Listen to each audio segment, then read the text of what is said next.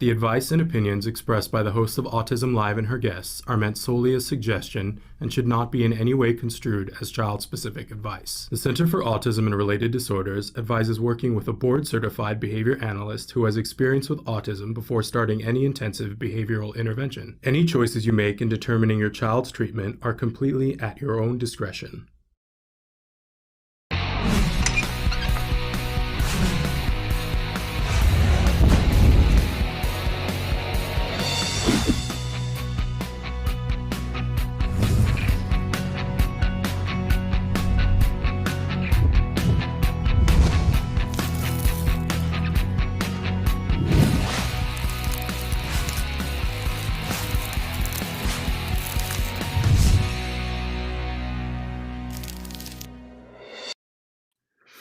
Good morning and welcome back to Autism Live.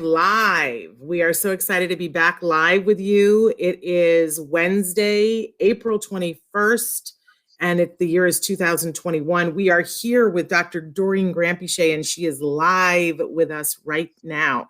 In fact, in just a few minutes, she's going to start answering questions that you guys sent in. We got a couple of questions that came in the night that we're going to hit first, but start sending in your questions now because we are live on a bunch of different formats. I got to do one quick disclaimer that yesterday afternoon, some of you may have seen that we went live for a few minutes and you probably thought, what is happening?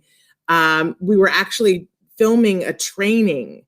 And so I was pretending to be a mom, which, please, I don't have to pretend that far, right? But we were talking about my son, Nathan, who was a mythical child.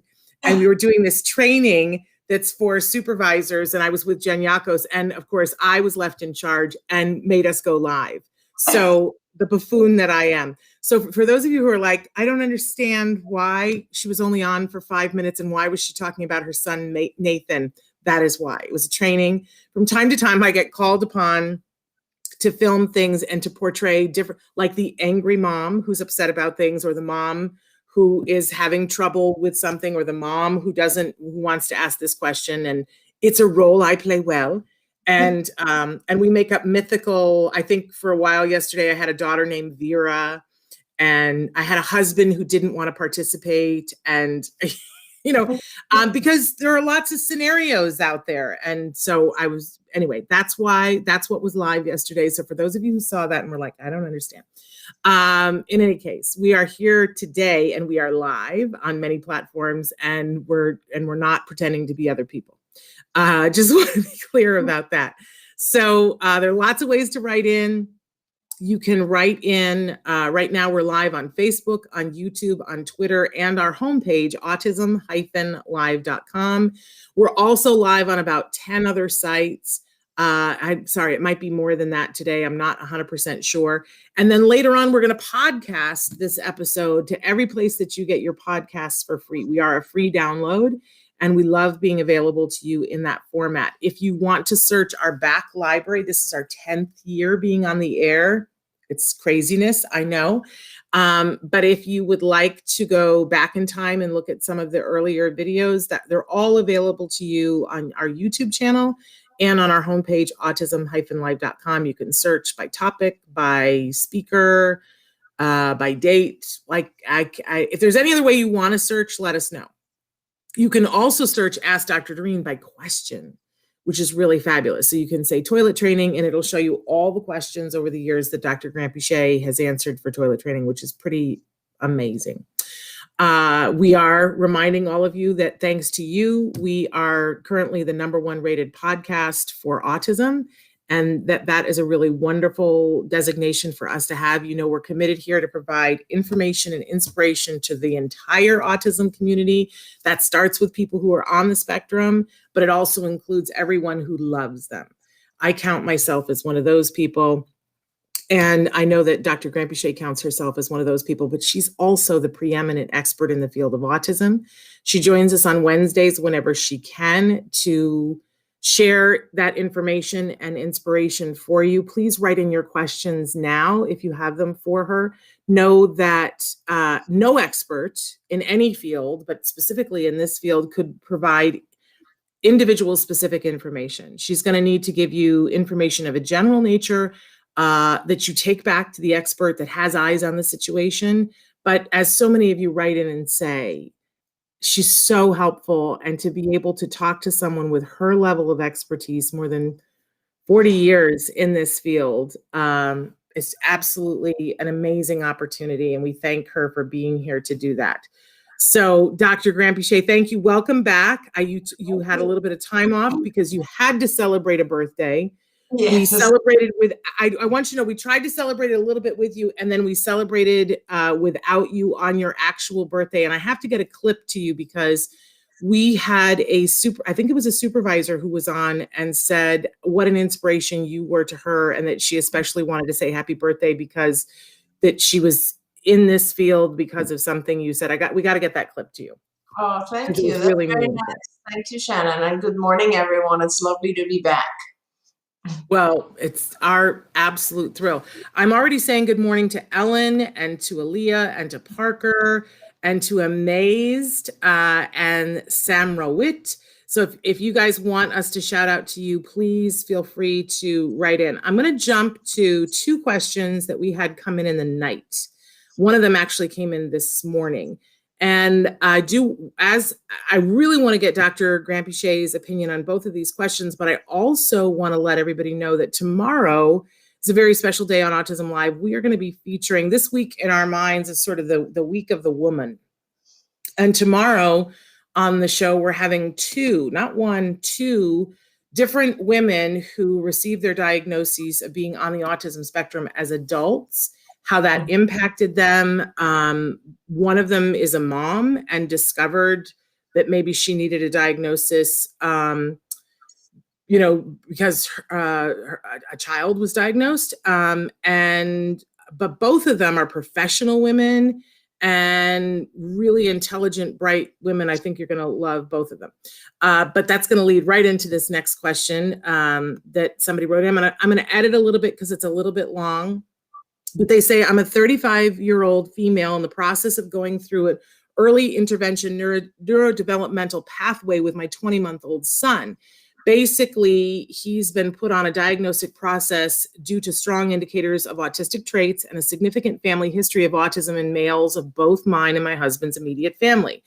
During this process, a few of the healthcare professionals involved have suggested that I explore a diagnosis for myself. This is something that has been suggested to me by non-clinicians in the past, but it seems a little more validated now with everything that's occurring. The thing is, I'm not really sure what benefit there would be to getting a diagnosis now at 35 years old. I've had many challenges in life, especially with people, but I feel I've developed my coping strategies and adapted myself to the world accordingly. I'm not entirely thrilled with the idea of being officially autistic either, due to the preconceptions this comes with and the impact it may have on me professionally, as I'm quite a senior role. Worst case scenario for me is that I become more valuable as a diversity quota than as an individual contributor. However, my husband is very keen that I explore a diagnosis as he feels it will help me to understand myself better. And also if I might need therapy again in the future, then I can seek more tailored support. I guess it might help me be a better parent, ? Would that actually be the case? Has anyone had significant benefits to getting a late diagnosis? And that is what they wrote. Yeah, that's a fascinating question. And also, first, let me start by saying how amazingly eloquent this writer was. I mean, beautiful writing. So, first of all, let me just say, as a diagnostician, when you get diagnosed, or if you see someone who gives you a diagnosis, that is protected information. So you do not need to share that with anyone. You can just hold on to that. And the professional also does not have the right or to share it without your permission. So, and that includes everyone, your health insurance, everyone. So that information can be just for your own sake. And yeah, I think if you go I completely understand the perspective of not wanting to become just another number in terms of diversity. I get that. And I think you're past the point of it benefiting you in terms of accommodations. Just reading the way that you're writing, I don't really think you need accommodations in your life. It sounds like you've had a very successful life. But I do think that it might be helpful in terms of if you have future questions or go into therapy or want to learn more about yourself, it might be helpful. I'm not sure if, first of all, your husband will feel like you've done something meaningful. That's good.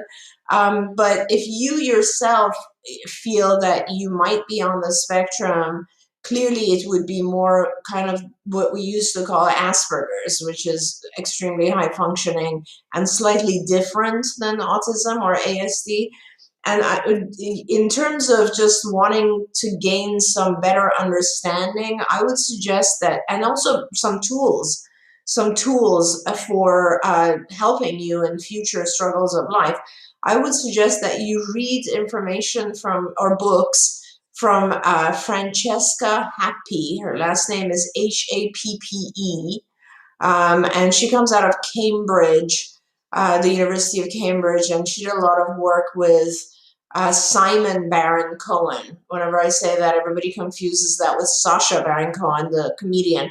This is actually his cousin, and he's a scientist who teaches at Cambridge, and they talk a lot about some of the more, I guess, cognitive areas associated with autism. And I would also suggest, in terms of tools that might be helpful in getting through life, I like the work of Tony Atwood, who writes a lot about, high functioning autism, Asperger's, and kind of how to, what things you can do in life that will help you manage social situations and interact with people. So that's kind of my guidance. I think you should probably, just like anyone else, it's always good to have more insight into your own strengths and areas of difficulty. But in terms of the diagnosis, that's a private decision. You don't have to share that with anyone. Yeah, what an incredible thing to remember. Because I think we all feel like, well, if I get diagnosed, I need to make it everybody else's business. And you can.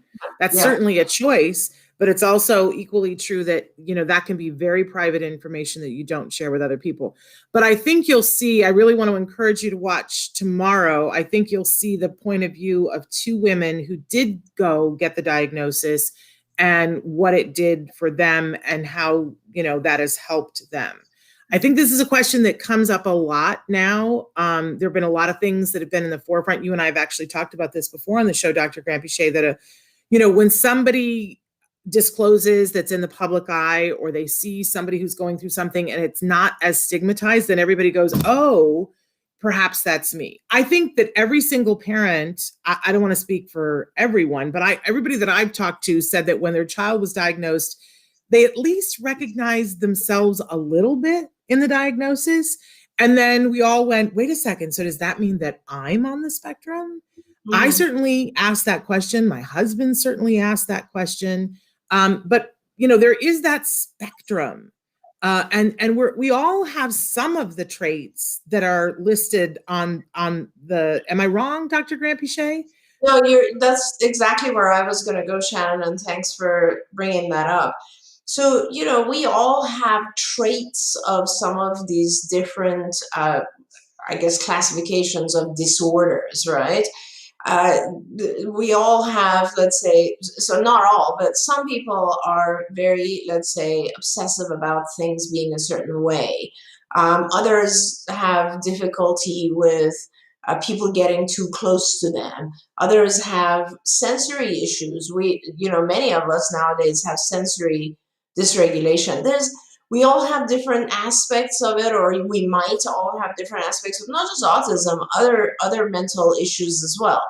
But the definition of what's classified as a disorder, and I don't like the word disorder, but that's what we call it, is basically that in order for something to be a disorder, it has to it has to result in you being dysfunctional in one of two environments. You're either your home social life or your work's educational life. And so, I always use the example of alcohol abuse or alcohol dependence as one example. You could drink a bottle of scotch every day, but as long as you are a functioning adult, go to work, your family is happy with you, nobody's having any kinds of issues, hey, maybe you just have really good redox and you wouldn't be classified. The classification of a disorder comes from not being able to manage in life. And so having some of the symptoms doesn't mean that you have the disorder. And that's really, really important. Like with autism, it is important to have the required number of symptoms within each area. And so that's the difference. But I do want to say this, that a lot of the things that people struggle with that lead them to say, I don't know, I might be on the spectrum or I might have a sensory processing issue, that there are a lot of things that can be done to help those things. Yeah. And even as a 35-year-old adult, I think that sometimes just shining a light on something, perfect example, I love Dr. Stephen Shore. He identifies as being on the spectrum, and he is a wonderful professor at a esteemed university. But when he started working there, he said to them, I'm going to have, and this was years ago when maybe it was a lot less okay to be casual. He said, I'm going to have to wear a baseball hat when I lecture in my classroom because you have fluorescent lights above, and the fluorescent lights, if they come down over my eyes, I can't concentrate. But if I wear a baseball hat, I'm fine. I'm good to go. And again, it was a time when that really wasn't acceptable. Professors didn't wear baseball hats in lecture halls, but they said, sure, okay, do that. And then he was able to do his job.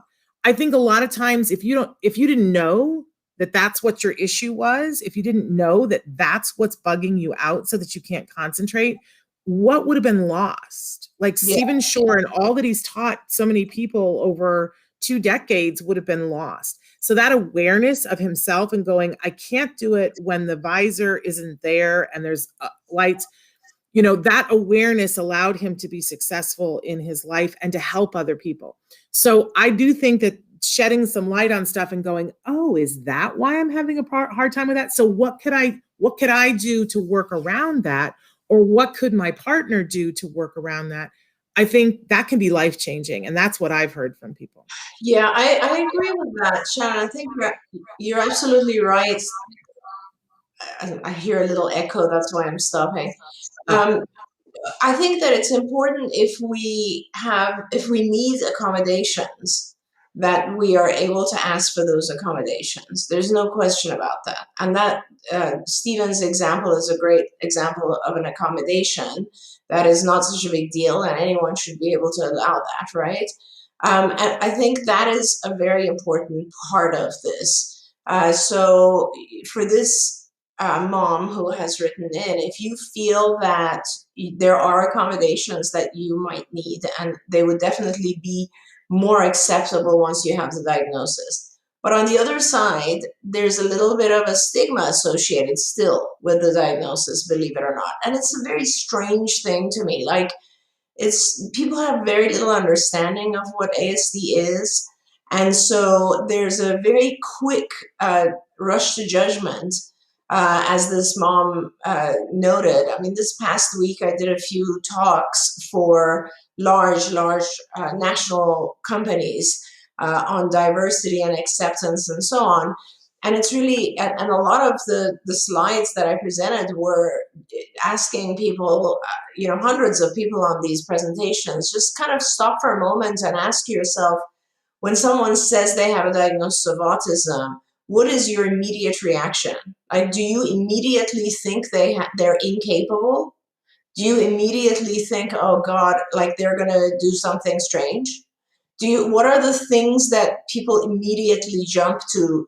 And those are the problems. And it will take a while for us to get everyone to understand that, or to value, I should say, the strengths of autism just as much as those areas that are different.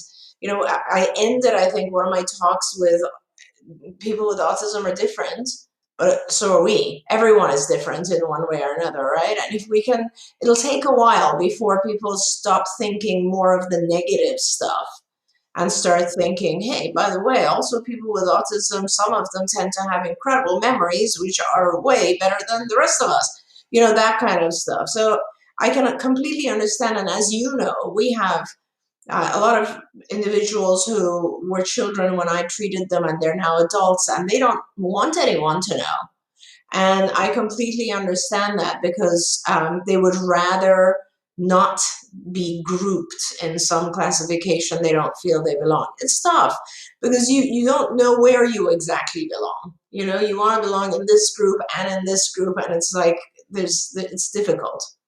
Yeah. Yeah. It's a hard thing. I just want to the disclaimer though that I think that we can all be asking for things. You don't have to disclose. What I just was giving advice to a mom the other day about IEPs, and she was saying I get so overwhelmed in the IEP, and I said, "Oh, I learned a long time ago that if you read me something, I can't, and then ask me my opinion, I have a hard time. It takes me too long to process it. So I always ask in an IEP when it's important and I need to know, and they're going to read a report to me and then ask about my child and ask me if that's okay. It's never going to work for me. So I say to them, I don't process information, orally that way. Can I have it written, please? And I'm not disclosing a diagnosis or anything, but I'm advocating for myself and saying, here's what I need. And I used to think I wasn't allowed to do that. And now I see, I've learned from all kinds of people that if you need an accommodation, if you know yourself and you're like, it's not going to work that way for me, that you can ask. And especially if you ask in advance and you're compassionate about understanding what they need, then, that self-knowledge is can be a really good thing. But I totally agree that, Temple Grandin has said to us recently that her advice to professionals is to not disclose because of the current climate and she said, I feel terrible saying that, but she said, I've seen too many stories where somebody disclosed who was already at a position in their work and then everybody looked at them different. And she said, until we can get the rest of the world caught up, I'm just telling people don't disclose. Hurt my heart. But I think she's right in the interests of the individual. I think that it can be very difficult unless you're with the right employer. I think she's right too, Shannon, because changing people's judgments takes a few generations. Like we look at, just think of, there are a lot of people still from an older generation who might judge someone based on their sexuality, for instance, right? So it's the same. It takes a while for people to become more open-minded and understanding of things. And we're not there yet with autism. We aren't there yet. Okay. And then another question that came in last night from a different person. My partner thinks I'm faking my autism and always tells me I'm being mean and rude, literally every day, all day. And I try to explain that I'm not trying to, it's just me. And I am unintentionally monotone and blunt. He thinks I manipulated doctors into getting a diagnosis and that I didn't start showing autistic traits until after the diagnosis, even though I got more comfortable being myself, but whatever. What do I do? I've tried explaining everything and I'm reaching my breaking point. I want to feel loved and accepted and not like I'm being forced to change who I am. I've sent articles, we've had talks. I even started therapy. He won't accept me, but I love him. Will I ever find someone to accept me and not bully me? He makes fun of all of my special interests. How do you break up with someone? I don't know what to do. And I'm sending hugs. That devastates me. Yeah, that's a tough one, but I have a couple of different things I want to say about it. First of all, we all kind of need to be in relationships where we feel accepted and loved. So let's start there and say we acknowledge you. We understand where you're coming from. And I also give you a hug for that. But in addition to that, I want to say relationship is a two-way thing. And Shannon, you said something at the as we were discussing the previous question, at the end of the discussion, you said, accommodations are important as long as they don't infringe on the other person's, as long as you're kind of thinking of the other person's rights as well. And that is, I think, in some ways applies here as well. So, I think it's not about the diagnosis for this second question. It's not really about whether or not you have the diagnosis. It's about, are there things that he can get better at accepting, and are there things that you can get better at changing? Because when we're in a relationship, we compromise. We compromise, and in order to keep the relationship, in order to be loved, in order to be accepted, we both have to work at it. So it's absolutely not okay for him to make fun of your hobbies, because those are your hobbies, and you have the right to do whatever you want to do as a hobby, as long as it doesn't hurt anyone, right? But it's also, it would be nice, and it would probably be very useful to you if you were to learn how to be less blunt and maybe a little bit more cautious in how you communicate with him, because that's something you could do. So I think it doesn't matter whether or not you have an autism diagnosis, it's just about making sure that those things that come with the diagnosis or with our who we are, right? Diagnosis is kind of part of who we are. Is it something that's going to let you functionally and adaptively live in society, or do you need to work on making some things change? This gets into kind of the bigger discussion, Shannon, of individuals who feel that if you have a diagnosis of autism, for instance, you should just be accepted, and treatment or wanting to provide therapy to someone who has autism is inappropriate. And I've always said it's a choice we make, right? It's like I might have a trainer because I want to lose weight. That's my choice. So I actually have someone who helps me make a change within myself.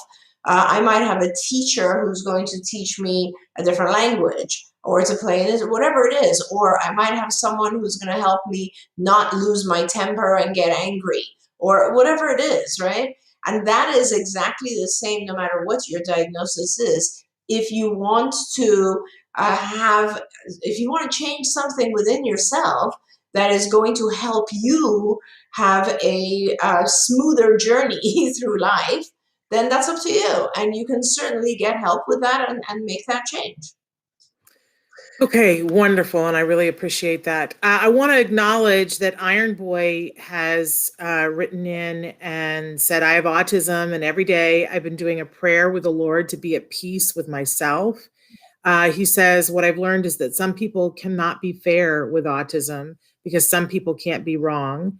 And he says that he has a better memory than his parents, which I think is, often the case. That, of course, this is where it gets into that, what I call the duh moments, is that if we could just get the world to understand that individuals with autism are individuals, and just like the rest of us, they're going to have some things that they're great at, and they're going to have some things that are challenges for them. And as you said, that if something is a challenge for them that they would like to improve upon, then that is a choice. Right. But the understanding of that they don't have to be good at the same things that you're good at. Right. That's how the world is supposed to function. We're not there, though. A lot of people feel that, well, if I can do this, then you should be able to do this. And that isn't fair in any realm, whether we're talking about autism or something else. If I was expected to do what you do, I couldn't do it. And while I suspect that you could do what I do, right, there might be parts of it that would be harder for you than they are for me, right?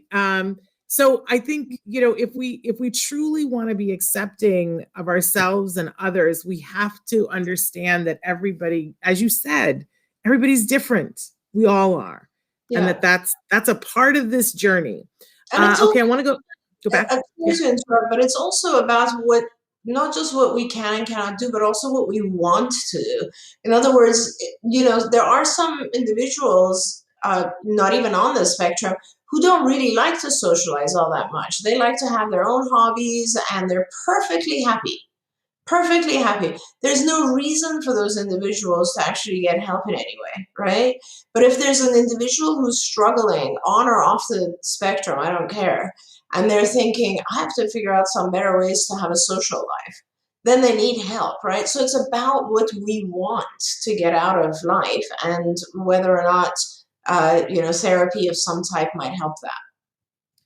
And I have to say, I think that that's what makes you so amazing and so unique, because not everyone shares that point of view in the field. And so it's one of the many reasons why I adore you. They want to know, can Dr. Doreen share some ideas on how to teach my child to talk about things other people did in the environment? He can only talk about what he did, even though he did it with somebody else. Yeah, so there's that's one of our early lessons, actually. So I think for a parent who is writing in about that, the best advice I can give you is to go on skills. And skills is where we've written out our entire curriculum, right? And that's one of the lessons. Tell me about. And there's a lot of different steps to this. It's very, very basic. You can, I just suggest you go there. I mean, I can tell you the steps, the very basic steps are make it a smaller activity at home. Have the child, for instance, go get something, go bring me a book. And when they come back, you ask them, so what did you do? And they'll tell you. And then you'll watch something together on TV and you'll say, what did, Ernie do? And they'll be able to tell you. And you just start to help them differentiate between what they're doing themselves and what a third character is doing. But I made it sound very simple. And if you go into skills, there's a step-by-step series of guides as to how to describe someone else's behavior.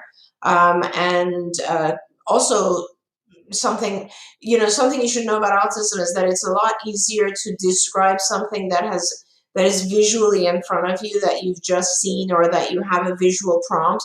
But it's a little bit harder to describe something that was in the past, that occurred, let's say, in school.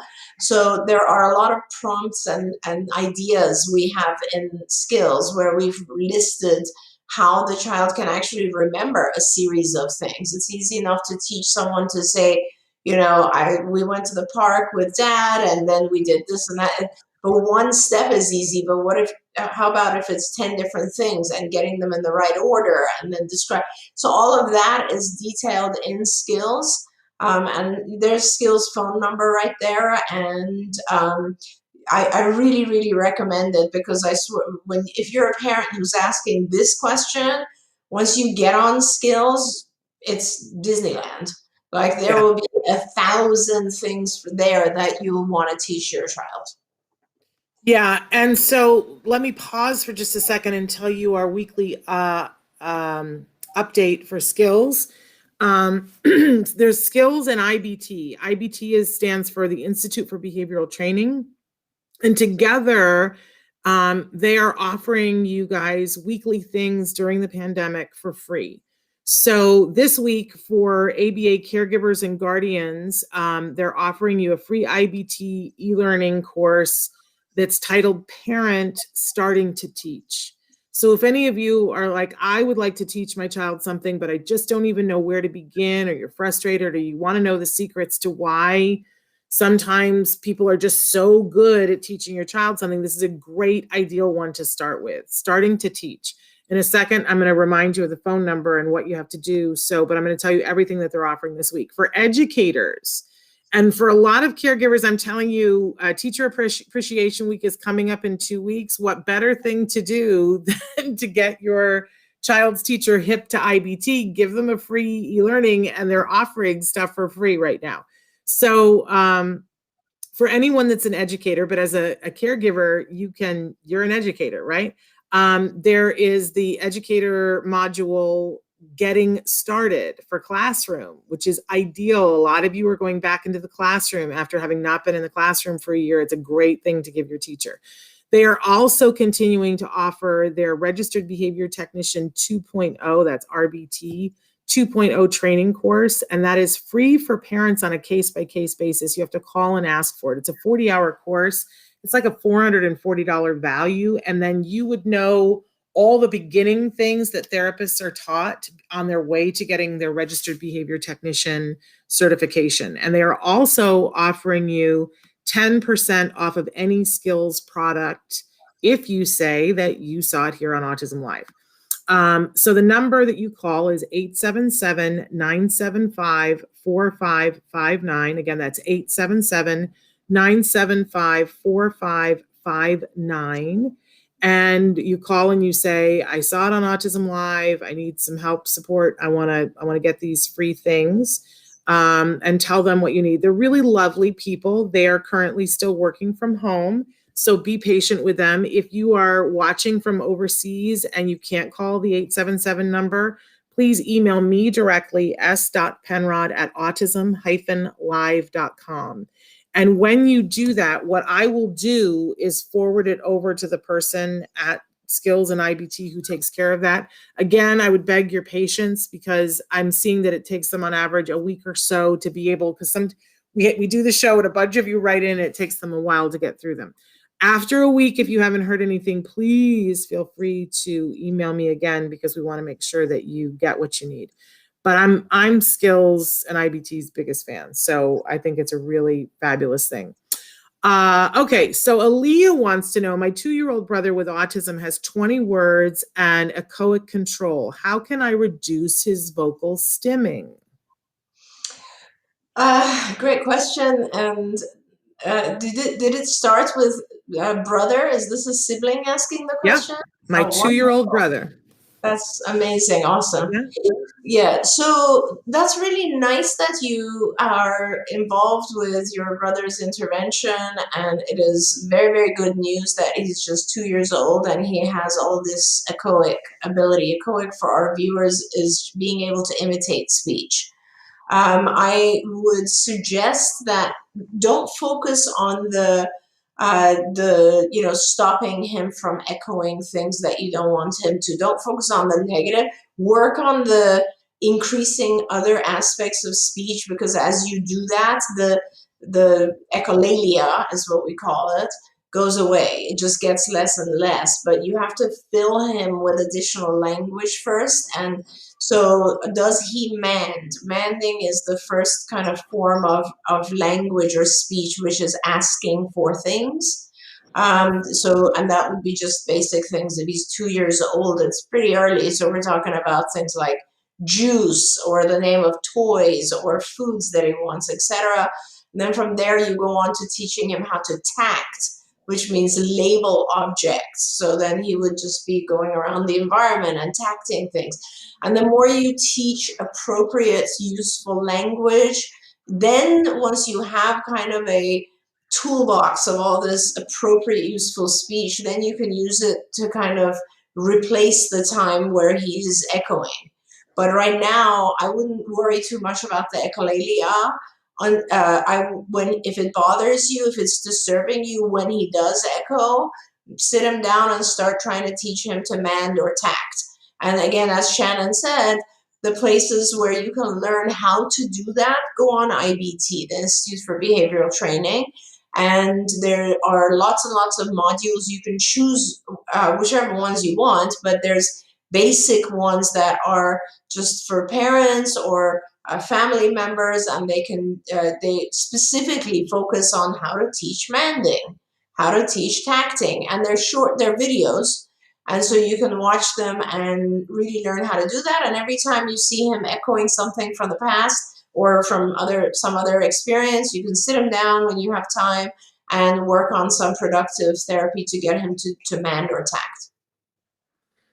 Wonderful. And I just want to say, I don't know how old this sibling is. I don't know whether this is a teenager, an adult, somebody who already has a career, but I see that often with this level of interest and wanting to teach your brother, if you haven't already found a career, if you don't have, CARD is hiring therapists, and they want good, inquisitive, smart people who want to learn more about how to light up a child's world, or how to light up a teen's world, or how to help an adult to be able to get to the things that they want in life.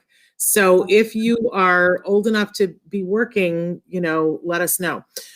Ellen has written in on Facebook and said, "Good morning, ladies. My twins are 21 now, but for years they had ABA with CARD. I'm so thankful for CARD." Ellen, I'm so thankful. Thank you. Thank you so much. I'm so happy.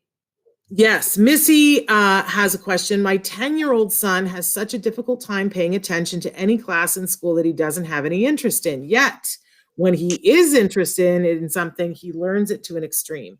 How can I help him learn the subjects he isn't interested in?" Sending Missy a hug. Yeah. And isn't that very typical of all of us? Right? I was just going to say, I identify with so many of these questions. I'm like, Absolutely. I don't like to learn things I don't want to learn either. Exactly. Who does? And let me just, go take that path a little bit further. So there are lots of things that we don't like to learn, right? Why do we do it?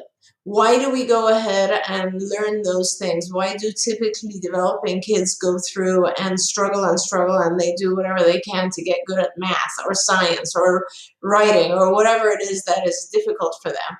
And I think the reason they do it is because they have contact with other reinforcers for doing that. So this is it's always about the reinforcers. Like I always tell parents with a lot of our typically developing kids, they do things that are very difficult for them, either because they want to make you proud, that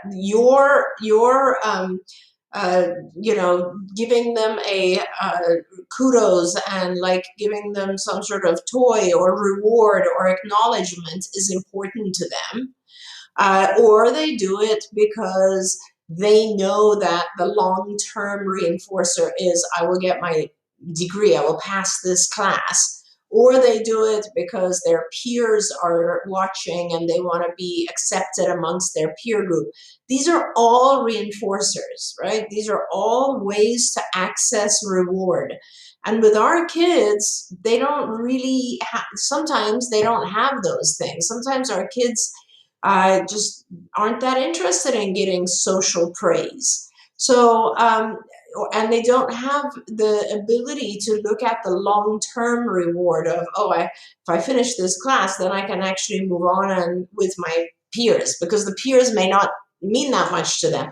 So it's all about giving the individual reinforcers that are accessible and meaningful. So you have to, as a parent, figure out what are the things that are very valuable to your child. Could be anything. It could be, going to the zoo, visiting a friend, visiting a grandparent, going to the grocery store and getting a lollipop, whatever it is, and make it contingent on those particular classes that are hard, those areas that are hard. So make sure there's a reinforcer that the child can access if they pay attention to the thing that is difficult for them. At the same time, so what we just talked about is consequence control, right? We change behavior by changing the consequences and the antecedents. So the consequences, make sure that he gets a really meaningful reward if he pays attention. Antecedent control is get help for him. Get him a tutor or get you yourself help him with those particular subjects, because as something becomes easier, we tend to pay attention to it more. When it's very hard, we tend to kind of block it completely because we don't want to address it. Okay, I gotta hit this question. Somebody wrote in, Positive Child Development wrote in and wanted to know, please, what is best to enable speech? And then the three choices they gave you were pecs, makaton, or Sonrise, with 3 question marks. Okay, so that's a great question. I apologize if you hear my dogs barking in the background. Not sure what's going on. 2021. That's par for the course. Not sure what's going on. But so, okay, so let's talk about those three things. So PECS is picture exchange communication system, PECS, picture exchange communication system. And that is based on icons. So these are little pictures that you as, so the child would give you a little picture or would point to or put in a book in order to make themselves understood. So I want a juice. They would start with taking a picture of a juice and handing it to you. So that's kind of how they start to communicate, right? By exchanging pictures. Makaton is it's a type of sign language. First of all, it's nationally the same, so it doesn't change if you go to a different region or country or something. It's just one series of signs, and it is not really intended to be used for someone who is completely nonverbal. It is supposed to be used for people who are somewhat verbal, and then you pair these signs with the vocalization. Okay, so that's those two things. Sonrise is a completely different thing. Sonrise is a program. It's not necessarily a communication technique or something that will enhance communication. Sonrise is a program that is based on kind of the concept of you want to interact with the child, but you want to interact in a way that you enter the child's realm of activities and you try to draw out certain interests from the child so that you and the child are now interacting with each other. It's not known for enabling speech. That's not it's not focused on enabling speech, unless it would only really enable speech if the child was verbal but was choosing not to speak. So now going back to your question, I myself like PECS a lot. If I was to choose, I would like PECS the most because iconic communication can also be paired with speech, right? So you can say when the child first of all, it's easy. And what's important for me is that when a child starts to communicate, I want to give them the easiest way they can communicate because I don't want them to struggle. Because if it's difficult, the child will just choose not to communicate and will tantrum instead to get what they want. So it's really important that they be given a system of communication that is easier than having a challenging behavior. And PECS is easy. So, and then the second part of it is that it is universally recognizable. Unlike sign, where you need to know the signs, right? Everyone understands the picture of something. Right, so it's a language that all of us would understand. If someone gave you pictures or icons, you'd look at it and you'd immediately know what they're trying to say. Whereas if they sign, you might not know that language. So makaton and other forms of sign language to me are a little bit harder because you're limited in your audience. Okay, now with PECS, as the child progresses, you can absolutely not just not accept only the icon. You can certainly pair it with a vocalization.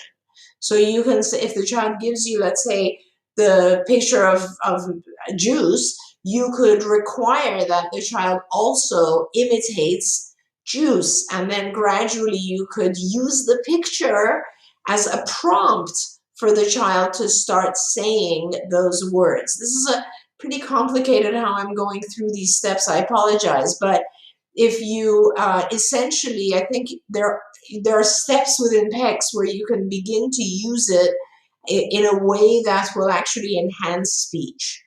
But having said all that, you need to get your child into ABA because that's where you are going to learn. Your child is going to learn to imitate speech and is going to learn how to request things, manding, and is going to learn how to label things, tacting, and is going to learn how to talk about things, intraverbals. And so it's a whole process. And you kind of need to go through these processes in order to get speech to get going.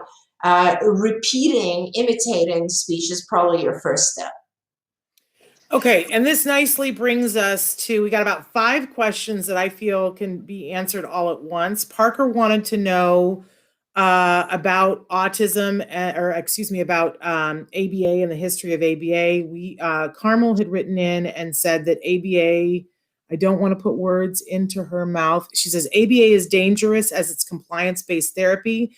This leaves autistic people incredibly vulnerable to abuse. There are times that compliance isn't appropriate. They need to know that they don't have to put up with an unwanted touch, which I completely agree with, but I don't agree with your first statement about ABA being dangerous, but let's talk about that. And then our sibling wrote back in and said that she's not old enough to work for CARD yet, but she would like to know how to get her mom optimistic for her 2-year-old brother. And she says that she told her mom that him talking right now is a great sign. So I feel that all of these come under the heading of, let's talk for a second about the difference between ABA and quality ABA, because I love to talk about that with you, because I just want to make sure that everybody knows that there is a difference. I'm going to let Dr. Grampiche talk about this, but I want everybody to know where I'm coming from. My son had the best quality ABA that there is. Believe me, if you know me, you know I'm the most paranoid mom that there is, and that I'm not teaching my child to just be a yes man. That I want him to be able to do the things that he wants to do and to be compliant when appropriate, but I wanted him to know when was appropriate to be compliant and when not.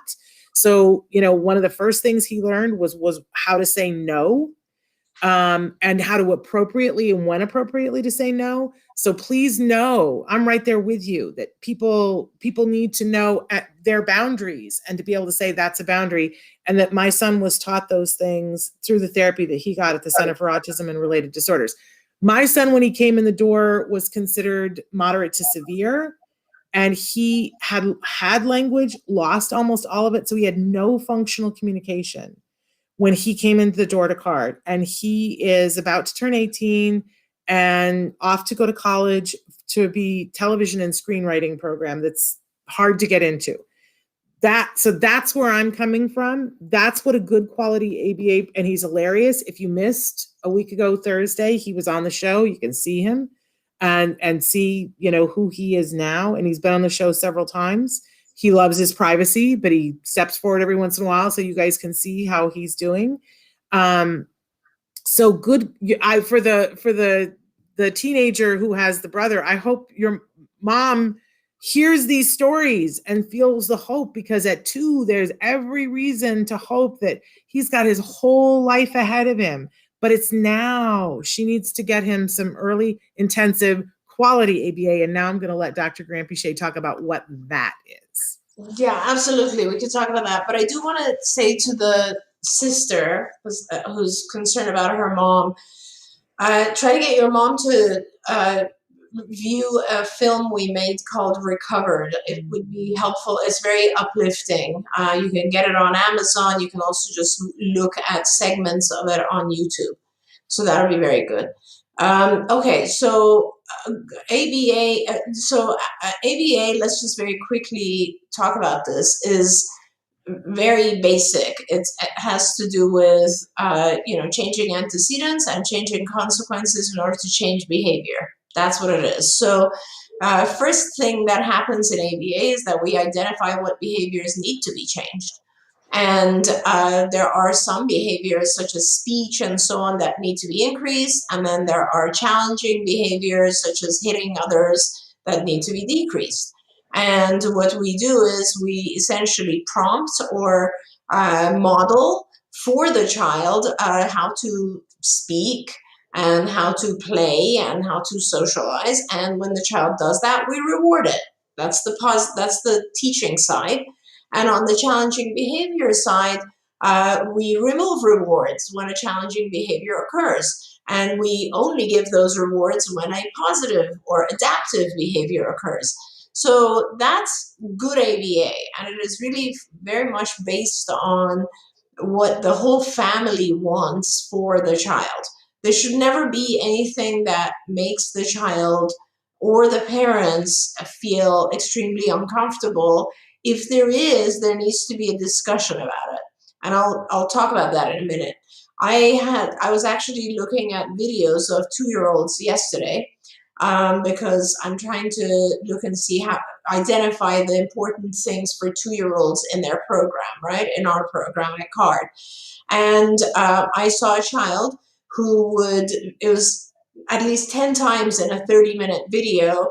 Every time the child wanted something, the child would throw a massive tantrum, and mom would figure out what the child wants.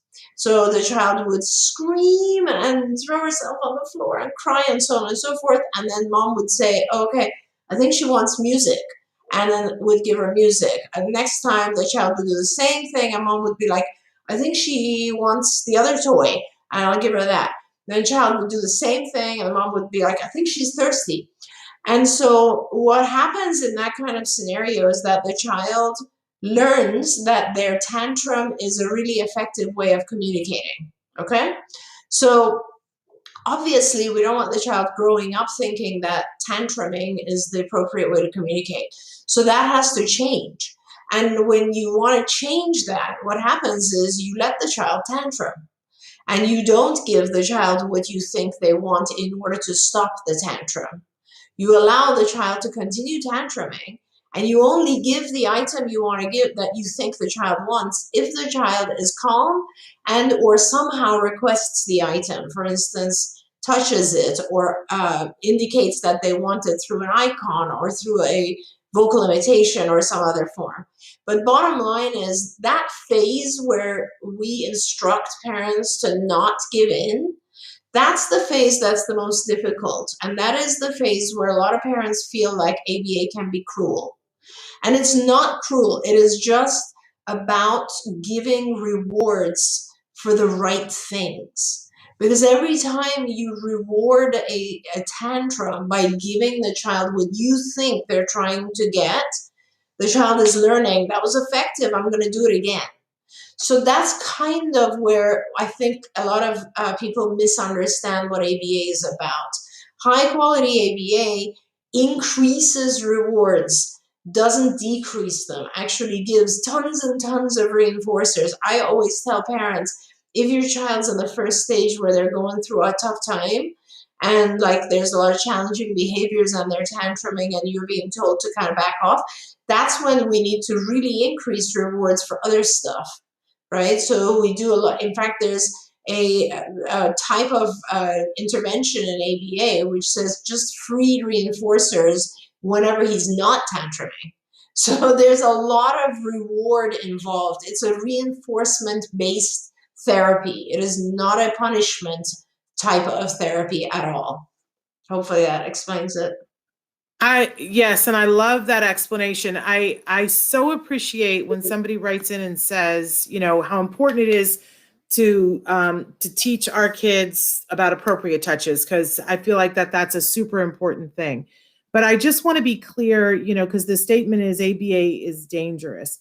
And I just want to be clear that ABA isn't dangerous. People doing ABA wrong has the potential to be dangerous. And that's why it's so important that we continue, all of us, to be a mouthpiece, that we be vigilant, that we make sure that, you know, we're getting the best quality ABA, that we report people if they are doing things that are inappropriate, and that we be at the forefront as caregivers, reminding people that our kids are individuals who deserve respect, and, you know, their individuality deserves respect. But I go back to a couple of different things. That I find that one of the things that I explain to people now, because Dr. Granpeesheh, the people will look up ABA online and then they get to see a video. And if you know what ABA looks like, you understand the video that you're seeing DTT and you understand how it goes into a program. But if you don't know ABA, what you see is somebody sitting and saying, you know, the child's got something in front of them and they say, touch car. And then the child sort of robotically touches the car and they go, yay. And you go, what is that? That just looks like bizarre. Mm-hmm. But what I started saying to people is, if you were going to learn ballroom dancing, and you went to go do ballroom dancing, they wouldn't just put on music and go, let's feel it and let's samba. The first thing that they do is that they put some cutouts of feet on the floor. They don't have the music on, and they go, okay, let's practice now. Put your foot on the 1, put your foot on the 2. Now that is not what it looks like when it's done. Right. But it's step 1. And what you're doing is eventually it's just like driving, like anything else, a skill that you learn that's got many steps to it. Eventually it becomes yours. Right. And you do it with your particular flair, but you got to start somewhere to learn. So what I love about ABA, which looks weird, and at first, the first time they were doing it with my son, I was like, oh no, what have we gotten ourselves into? I remember saying, touch car. I want him to go to college, folks. Touch car. We're never going to get there. But we did. But once you've seen it, you understand the arc of it and go, oh, okay, that's just step 1. And step 35 is this. And at step 42, it's his. And he does it in his way.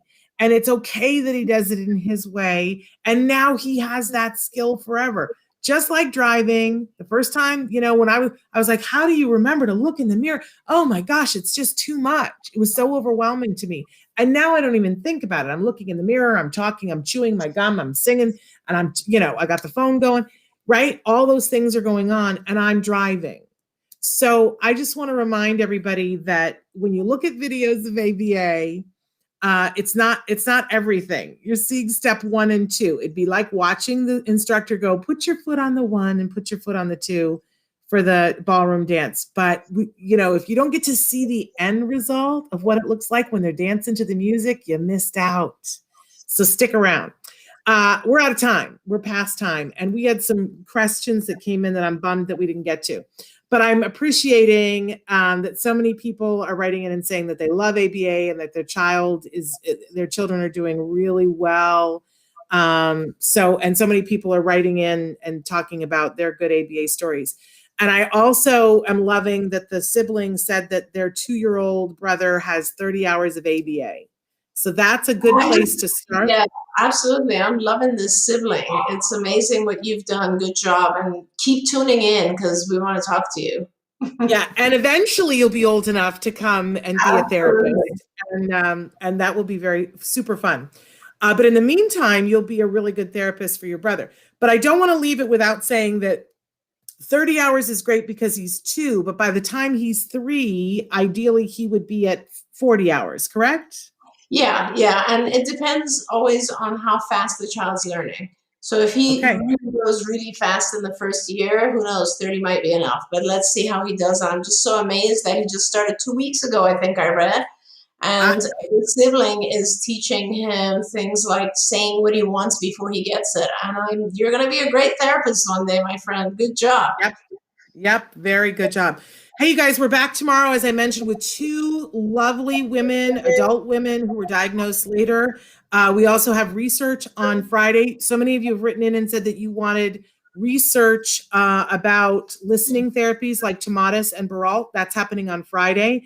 Let me not leave without saying that Temple Grandin is live with us on Tuesday, and I'm taking questions right now. We're only taking questions early. You can write in the day of, but we pre-picked the questions for her beforehand. Please write to me and tell me what question you would like me to ask Temple for you on Tuesday. And then we'll be back here with Dr. Grampiche on Wednesday. It's going to be fabulous. All right. Much love to all of you. Until then, give your kiddos a hug from me and one for you too. Bye-bye. And thank you, Dr. Grampiche. Thank you, Bye-bye. Shannon. Bye.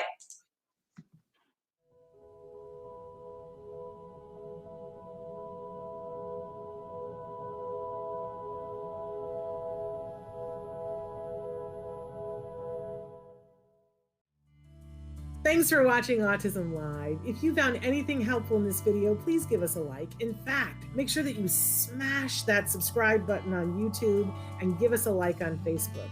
You can also follow us on Twitter and on Instagram for important updates. And please download our free podcast wherever you get your podcasts. Thank you so much. See you next time.